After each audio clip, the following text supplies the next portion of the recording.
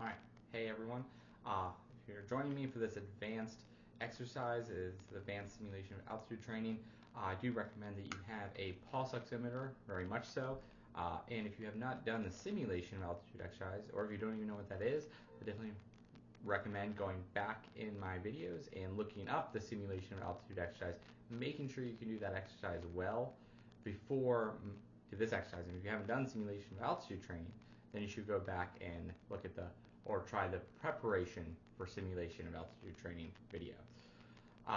Generally those lead up to this advanced exercise, and if you're starting this exercise out too early, you're going to find that you likely or possibly become very breathless and you're ending this very quick, and it's very hard to maintain the exercise throughout its entirety. And if you, again, don't have an SpO2 percentage, something to read SpO2 percentage, I definitely that, because the goal of this exercise is to see if you're getting into SpO2, dropping SpO2 percentage down below a 91 or 291 or below that, even into 87, lower than 87, extreme hypoxia or severe hypoxia levels.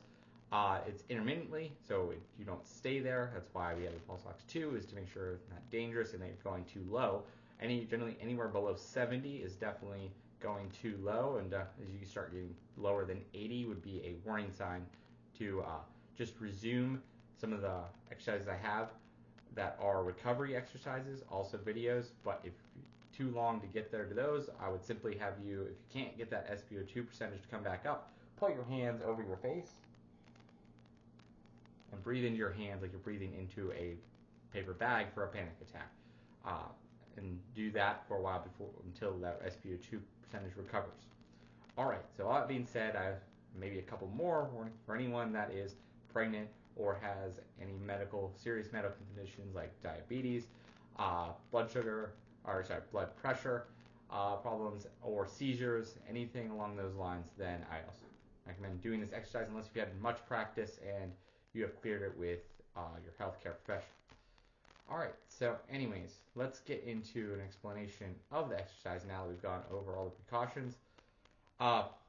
So this exercise will have you doing little tiny sips of air. If you've done the simulation of altitude training, you will be familiar with these little sips. But if you're not, essentially it's just barely taking any air in at all, or almost no air. So that is going to be our little sips. I said they're going to, for this version of this exercise, happen every 5.5 seconds. So we're going to go in and out the nose. So in the nose, out the nose, pinch and hold. I'm going to have a timer. It's going to be 5.5 seconds. Then you're going to breathe in, or take that little, not breathe in, take that little sip of air, and then you're going to go right back to closing your nose. So if I do it real quick, it's going to look like this. In and out.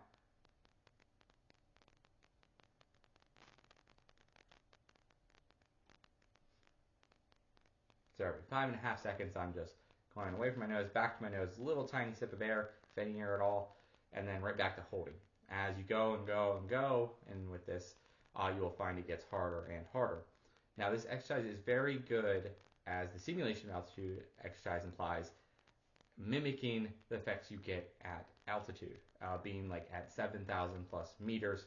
There are known benefits to that, including increased oxygen capacity, increased lactic acid threshold. That means the longer you can go with that feeling of burning, or before that feeling of burning sets into the legs or the arms or any other muscle throughout the body, along with increases in erythropoietin, which is a kind of the doping hormone that people use for, most popular is the bike race, Tour de France, that Lance Armstrong did. He got for doping with EPO or erythropoietin.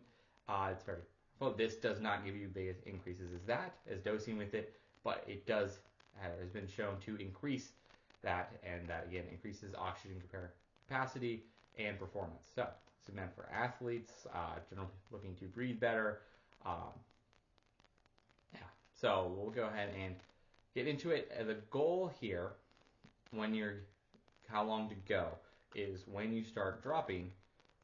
You want to see a drop in SpO2 percentage, again, down to below 91 or even 87. Ideally, we stay somewhere in between 80 and 90. And you want to stay there. We're advancing this over the simulation, and the main thing is it goes longer. So you stay in a hypoxic level longer. And that means for the exercise, generally, we're going to go anywhere from a minute to 2 minutes in total. So that's, I would say, roughly 12 to like 20 of these breath holds for every 5.5 seconds. Again, if you don't manage to do this the first time, that's okay. And you'll also notice that as you get better at this exercise, that you may not drop your SpO2 percentage as readily as when you start and are able to complete it at least. Because if you're starting this too early, you may not be able to stay with it long enough to see that decrease in SpO2 percentage. But that is the exercise. So we'll go ahead and get into it here. And I'll just start a timer and you'll just follow along with me. Now the key also, you don't have to go as long as I go. Very important that you can stop whenever you do want to build to a strong or even very strong air hunger. So it should be an almost maximal or at max what you can do. I almost max because if you're starting out with this exercise, just go to almost maximal, then work up to going fully maximal. I'm going to go for the max amount of time I can. But if you stop early, just recover your breathing afterwards and then rest until we go into the next round. We want to rest at least 2 minutes between each one, so I'll rest 2 minutes after this. All right, and we're going to start in 3, 2, 1. In and out the nose, pinch and hold.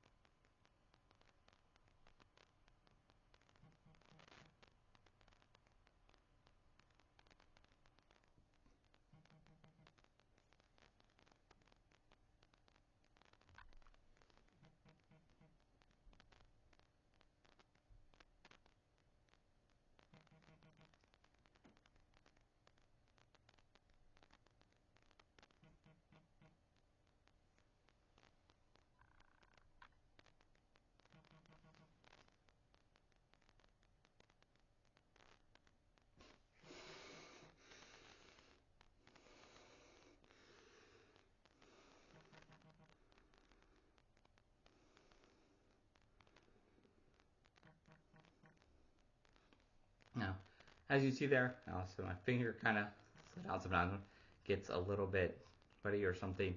It tends to stop reading. See if I can get the reading back. But you will see that my SpO2 percentage dropped down to 84%.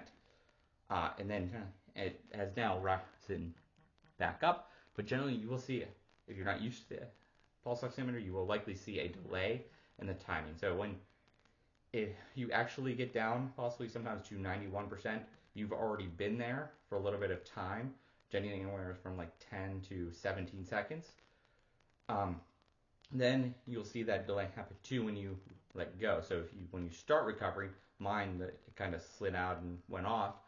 But generally, you can usually set these should have an alarm that goes off when you get down too low. I have mine right now for beeping when it hits 70.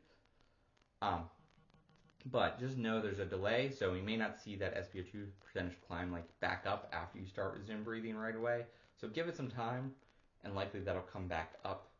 Now, if you wait 20 seconds and you're still in the 80s, then again you'd want to practice the hands over the face breathing and try to increase the carbon dioxide and thus increasing oxygen delivery to the rest of the body, like you would into the brown paper bag for a panic attack again, until that would be back up in the 90s, and preferably 93, 94, 95 plus.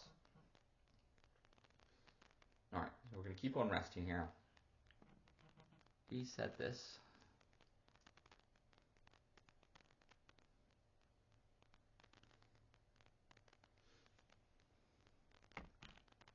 About another 30 seconds. Now, if you also go longer than I go, that's completely fine too.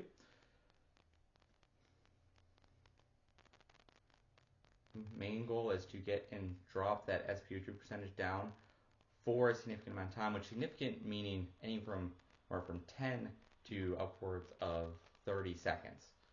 And generally 30 seconds is pretty far for that. You're probably going to be somewhere in between there, 10 to 30 seconds being. When I saw mine drop, I could go back in the video and show when I got down to like, I think I showed it at about 91, and then after that, it might have been like 30 seconds or somewhere in there, or maybe a little bit less than that.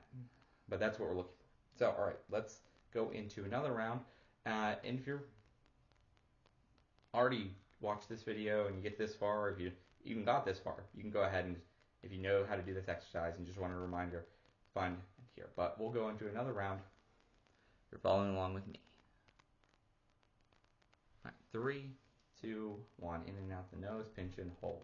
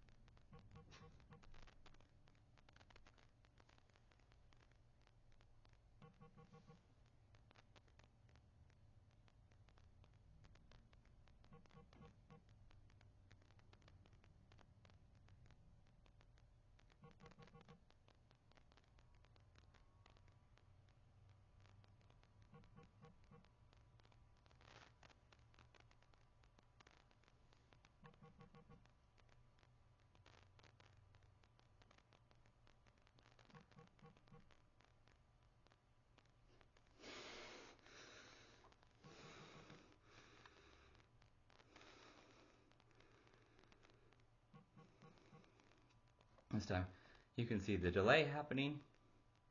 You can actually see it's dropping a little bit further.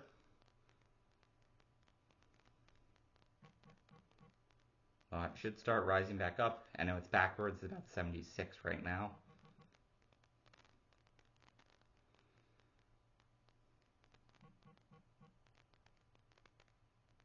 and there it shoots back up. Back to 97. So that is exercise. If there is other versions, I guess, of this exercise, I should say that you can do it walking. You don't have to do it seated as I am. One of the easiest ways to record is this way. But when you're up walking, what you do is count paces. So instead of having a timer set, you would just count the number of paces you're taking and walking. Now, I recommend you start with this version first.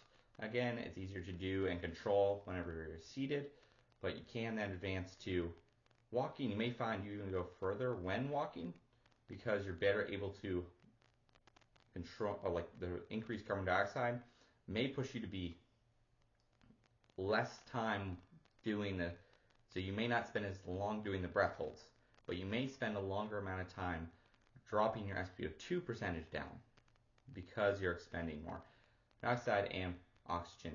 So that may lower faster. I found, at least in that mine does not drop for about a minute of doing these, but it will drop in about maybe 40 or so seconds when I'm doing it walking generally. Let's change a little bit. But yeah, so that is the exercise. Thank you for joining me. Thank you for staying until the end. If you did, and have a good rest of your day.